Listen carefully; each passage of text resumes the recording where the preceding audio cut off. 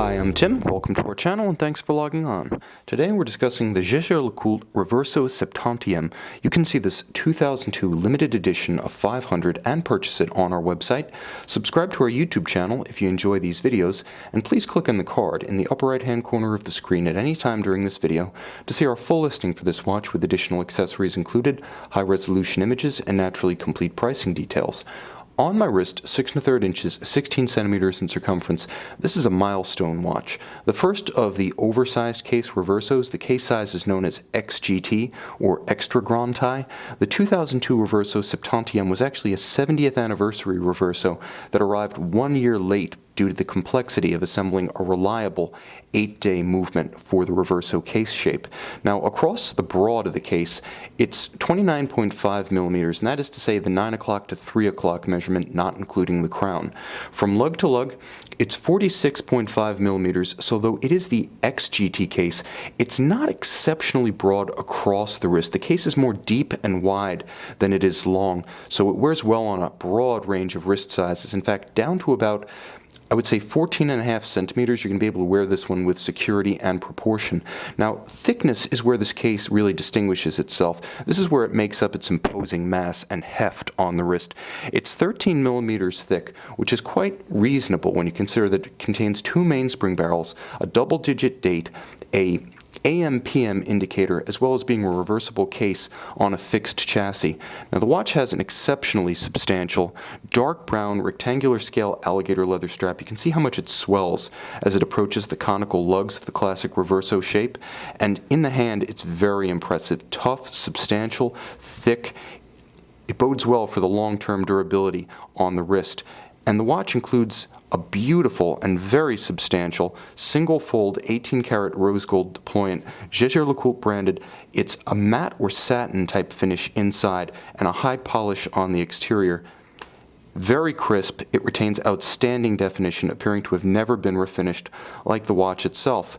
Now you can see that the watch has the classic Reverso cues, namely it has the rectilinear shape, the golden ratio proportions, the horizontal guidrons that strike forcefully against the vertical sweep of the case.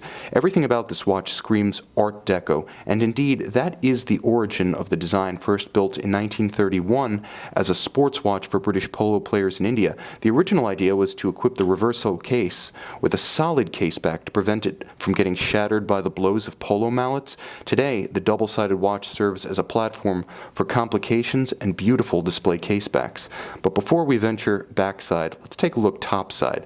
The watch has classical Art Deco style Arabic numerals with a beautiful rose lathe guilloche cut down the center, and separate scales for the AM/PM indicator, the 8-day power reserve, which can be energized with only 55 turns of the crown, the grand date, actually Jaeger-LeCoultre's second attempt at this complication, the first one they gave to startup sister brand Lange, and of course a dished sub-seconds.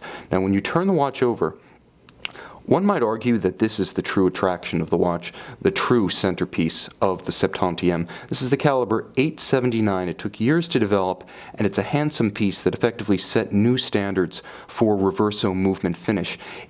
1 year before the Reverso Platinum No. 2 launched the Tourbillon in 18-karat rose gold, and a full 2 years before F.P. Journe transitioned all of his movements to full 18-karat rose gold, the Septantieme provided 18-karat rose gold and 18-karat white gold movements in its 2 variants, and indeed what you see, bridges and plates entirely in 18-karat. You'll also note the open mainspring barrel. There are 2, but one of them, and you can see it just below my fingers, actually features the JLC-JL logo cut into the barrel of the body of the barrel, I should say.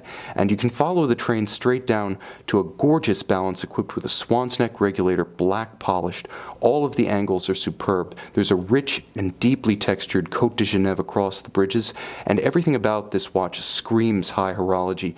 If you owned this watch, it would be difficult to ever look at the time-telling side, simply because the movement is so fetching. It features those kiln-fired, heat-oxidized blued screws. There's a gorgeous texture across all the bridges, and all of the anglage is hand-filed for an exceptional quality that you will not see on lower-priced Jaeger-LeCoultre models. They do have several levels of finish, and this is the absolute apex of what the manufacturer offers. It is a modern movement in every respect, though, as it is shock-protected, and it beats at a modern 28,800 vibration per hour beat rate, so there's no sacrifice in terms of chronometric precision. And the watch, although nominally rated as an 8-day power reserve, has been practically tested by owners to tick for almost 10 days when fully wound. JLC advertises it as an 8-day on the basis of that being the longest period of chronometric accuracy to which they can attest. You can see this outstanding 1 of 500 70th anniversary Reverso and purchase it on our website.